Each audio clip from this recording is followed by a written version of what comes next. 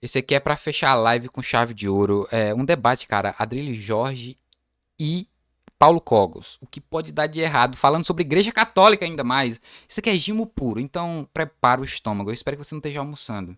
Você não esteja almoçando pra ver isso aqui, mas vem gimo forte. Alerta, tá? Gatilho. Coisa boa, Vamos vem. lá, querido. Quando você fala que o iluminismo provocou e incitou algum tipo de mortes dentro de um princípio revolucionário, eu concordo com você. Eu acho que nenhuma teoria absoluta sobre a humanidade ou sobre como deve ser o funcionamento da sociedade, ela é perfeita. A Revolução Francesa, os jacobinos fizeram uma matança generalizada na França em nome de uma contraposição a um Estado tirânico e foi colocado outro Estado tirânico contra a pseudo-aristocracia, contra uma monarquia que se unge da possibilidade de ter o direito divino de governar as outras pessoas, e não há uma aristocracia assim. É alguém que rouba um pedaço de terra, alguém que cerca um pedaço de terra e diz, qualquer leigo pode entender isso, essa terra é minha. Por quê? Deus me colocou. Aí o cara convence alguma meia dúzia de pessoas, pela força faz com que essas pessoas submetam as outras, e isso faz. Desde uma capitania, um terreno, uma fazenda, uma cidade, um povoado e um país nesse sentido. Ou seja, é a tática da opressão usurpando o direito divino. O único Deus, o único rei é Deus Pai Todo-Poderoso, segundo o princípio cristão, segundo o princípio católico. Agora, essas matanças, num processo revolucionário em que havia uma opressão, surgiu outra opressão. Não é o caso dos Estados Unidos, da Revolução Americana, que eventualmente surgiu daí a democracia. Os estados, a federação, a separação dos poderes, a tripartição concreta entre os poderes. Essa tripartição... Caralho, é um debate real, porra. Cara, eu queria ser igual o Vilela, tá ligado? Leva esses caras aí só pensando na grana, cara. Tem um debate entre Paulo Cogos e Adrilho Jorge.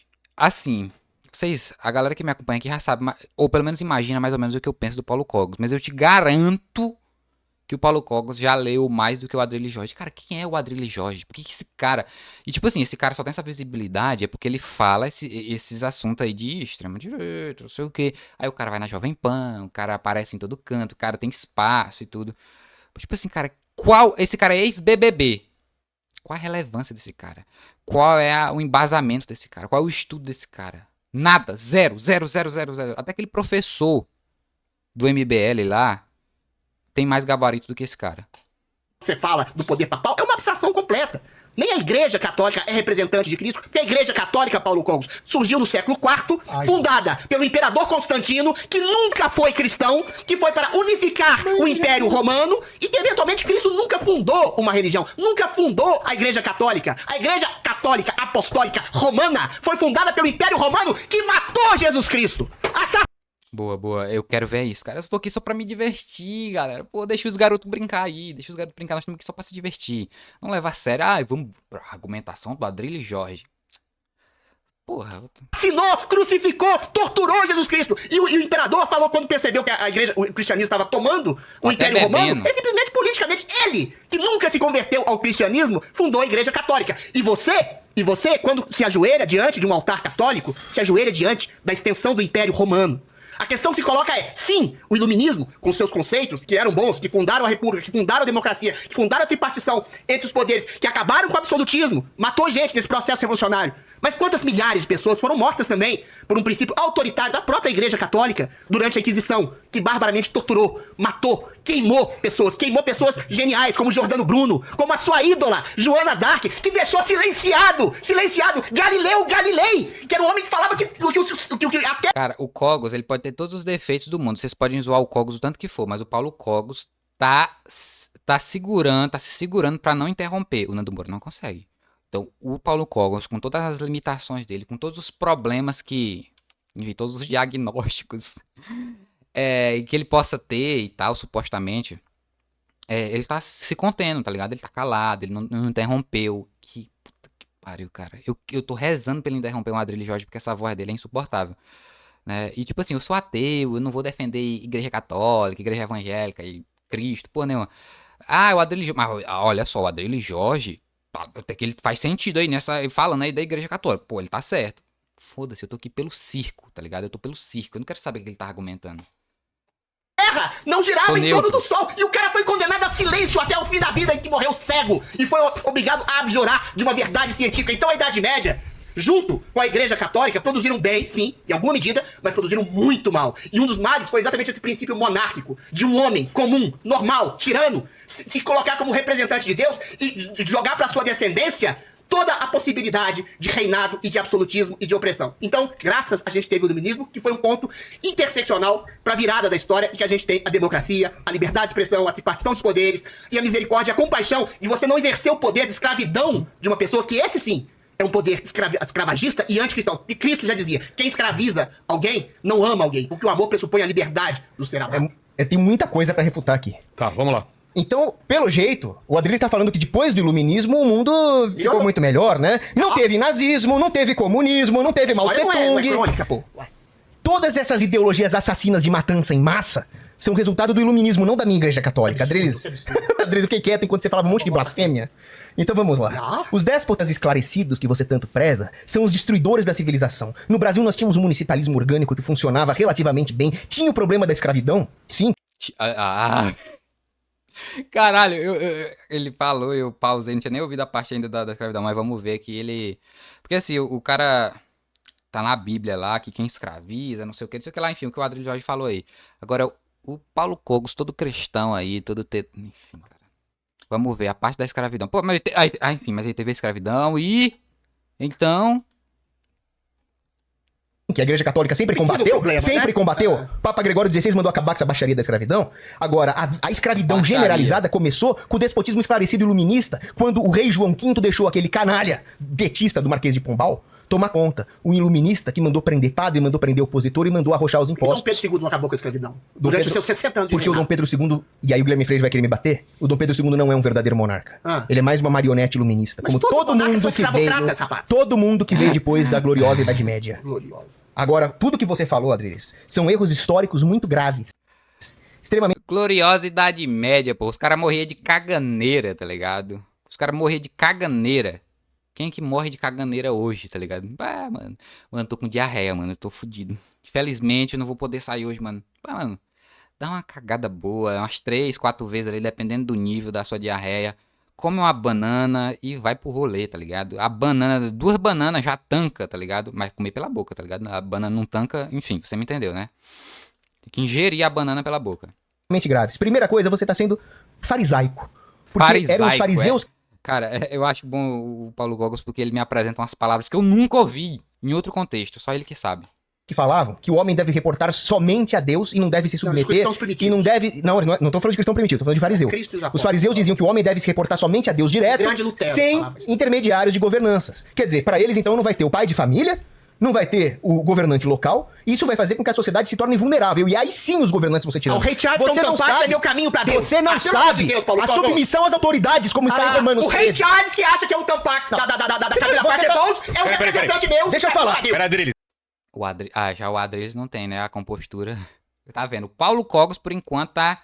Pô, um debate com o Paulo Cogos, pelo menos você vai ter certeza que ele vai deixar o tempo pra você argumentar.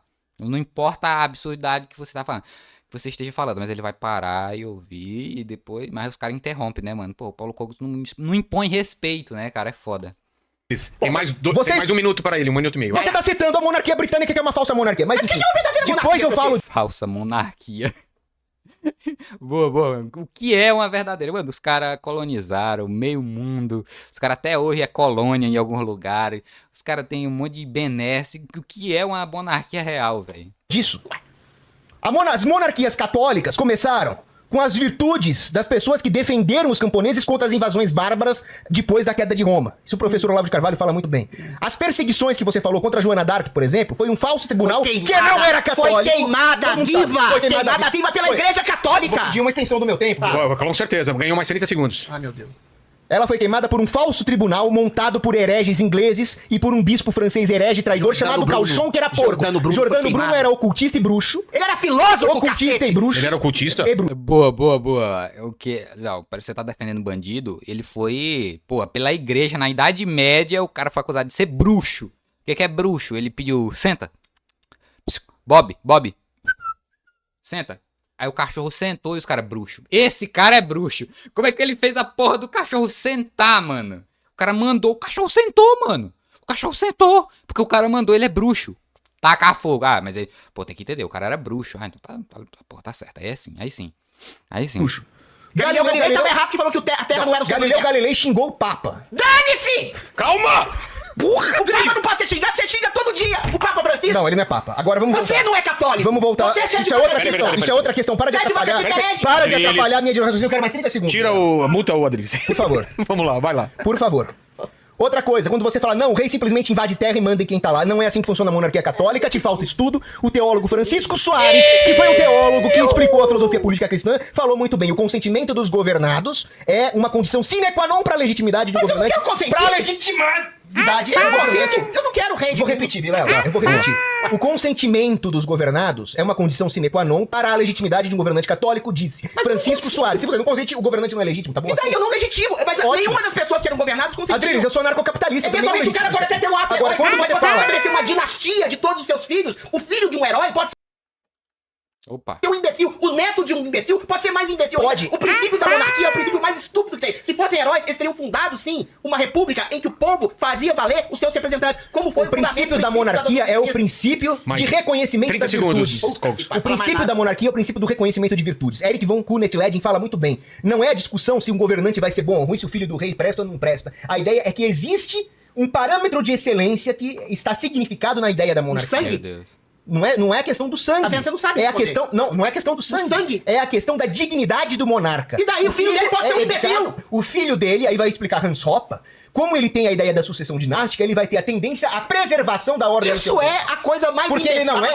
Porque na monarquia, só terminando isso aqui. Então finaliza já. Na monarquia, o governante não é um zelador como é numa democracia. Numa monarquia, ele vai passar isso pros filhos. Então a tendência dele é de preservar, não é de consumir, como no caso do zelador. Isso é economia política pura. Aí, no caso, a monarquia preserva o quê? A escravidão, né? O latifúndio, essas coisas todas que a gente já viu por aí, né? As colônias, daí por diante. O resto é história. Não é o que aconteceu na democracia americana, que o Burke tanto elogia, que acabou se degenerando, como eu disse, no pior imperialismo. Manda Hans Hoppe enfiar o supositório da Camila de Charles no buraco da alma dele. Ele cita uma falsa monarquia. No buraco da alma dele, tá? A questão que se coloca é muito simples. Uma monarquia é um despotismo, esclarecido ou não, mas em princípio é obscurantista. Por quê? Um cara que pode ter até tido um ato heróico de defender o campesinato, defender uma população local, defender um lugar que surge desse lugar, uma cidade, um país, um povoado, coisa do tipo, ele não tem o direito. Quando você fala que eventualmente aqueles filhos vão seguir a sua honestidade, vão seguir a sua dignidade, vão seguir as suas virtudes. Isso é sorte, isso é acaso. Isso eventualmente é um monarca que eventualmente acha que a sua família vai ser ungida por Deus. E é sempre um princípio religioso que norteia as monarquias. O catolicismo durante 1000 anos era... Tô entendendo nada do que tá saindo aí, mano. É tipo, o Paulo Cogos cita autores que ninguém nunca ouviu falar. Tipo assim, é muito fácil, né, cara? O cara cospe um monte de autor e, tipo, mano, eu não vou procurar. Então, mas eu acredito que o tal autor citou isso aí que o Paulo Cogos falou. Eu acredito. Mas um dia, cara, eu penso em ir lá e fazer um fact-checking pra ver se o Paulo Cogos leu alguma coisa mesmo das coisas que ele fala, tá ligado? A soberania principal, o que já é um absurdo, cara, o Papa se colocar... O Paulo Cogos já leu mais livro do que o Nando Moura. Eu arrisco a dizer isso. Paulo Cogos já leu mais livro do que o Nando Moura.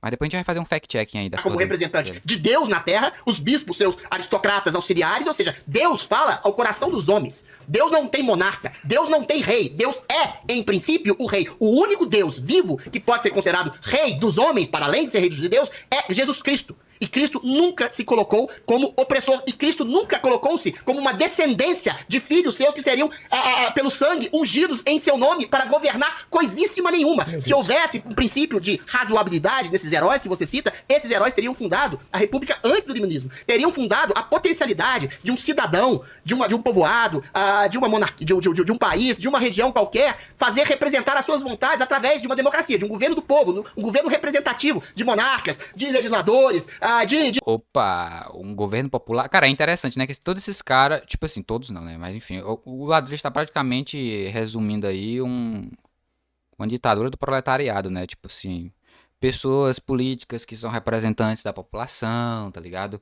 Tipo assim, sei lá, um deputado vindo do chão de fábrica, tá ligado? Um deputado que veio da fábrica, da não sei o que ele defende a classe dele lá e tudo. Mas isso não acontece, né, Adriles? Isso não acontece. Nem aqui, nem nos Estados Unidos, nem em qualquer outra democracia burguesa aí que você vai citar.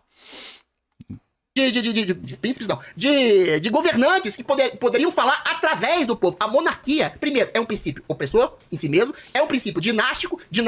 O filho de um idiota, de um grande homem, pode ser um idiota, e é um princípio satânico, que tira o princípio de reinado de Cristo, que tira o princípio de reinado do Deus vivo e confere a homens. E a maioria e grande parte dos reis foram déspotas. Os imperadores, os reis, foram déspotas, foram escravocratas, torturavam, matavam, estupravam mulheres. Por mais bondosos que tivessem sido, ocasionalmente. A história das monarquias na Europa é uma história de sangue, de guerras medievais.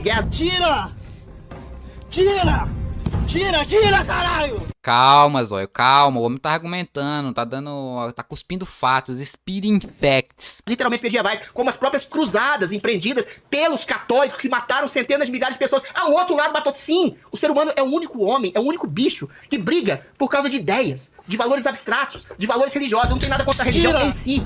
Mas Cristo nunca louvaria uma igreja que matou gente em seu nome. Cristo nunca louvaria uma igreja que, para perpetuar a sua fé, empalava pessoas, como os cruzados em diversas regiões. Cristo nunca louvaria uma igreja que torturou, como torturaram e mataram os cátaros. Vou contar só uma história e encerro. Os cátaros...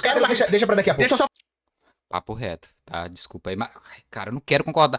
Não quero concordar com o Adrilles, mas, pô... Ele mandou a braba. Os cátaros eram uma seita que existia em parte da França, como da Inquisição. O que aconteceu? Um dos representantes do Papa chegou num povoado, numa cidade lá, matou 10 mil pessoas. E aí, eventualmente, matou todas as pessoas daquela cidade. Caralho. Aí o que perguntaram pra ele? Mas ali havia católicos também. Sabe o que esse homem falou? Deus vai saber separar na morte quem era católico e quem não era. Isso é uma frase de Satanás. Isso é uma frase de alguém que se dizia representante de Cristo. Isso é uma frase de alguém que representava a Igreja Católica, que foi possuída, se existe, pelo demônio durante os 400 anos da Inquisição diabólica perpetuada pela Igreja. Você não sabe Só um minutinho. nada. A Adrilles falou então 3 minutos e 40. Pareceu 3 horas. Você tem 3 minutos e 40, vamos lá. Zero aí pra nós. Pove, você está ouvindo a argumentação do Adrilles Jorge e do Paulo Cogos. Pove, minha cabeça.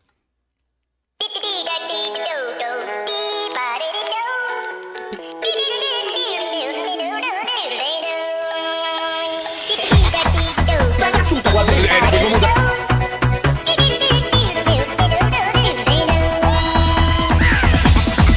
Here we go.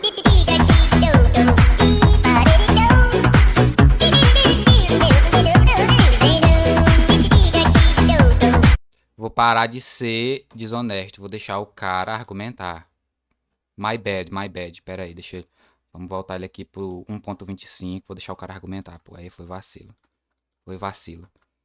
Houve uma batalha entre os católicos e os cátaras, a Batalha de Muret, que terminou com essa questão. E graças a Deus os católicos deram cabo desse bando de malditos que eram os cátaras. Mataram uma cidade assassinos de grávida. Mentira. Os cruzados mataram. Os cátaras foi pouco. Isso é uma difamação. Foi pouco. Eles eram assassinos de grávida. Eles eram simplesmente monstros. não acreditavam no catecismo. Eles eram monstros, assassinos de mulher. Você tá Os cruzados mataram muito bem. E quem estava... Deixa eu falar, Adrilles. Peraí, Adrilles. E quem convocou essa cruzada foi nada menos do que São Domingos de Gusmão, um grande católico. Que manda matar gente. Manda matar cátaras. Pois é, agora, outra coisa, Adrilles, você também mostra um total desconhecimento da filosofia política católica.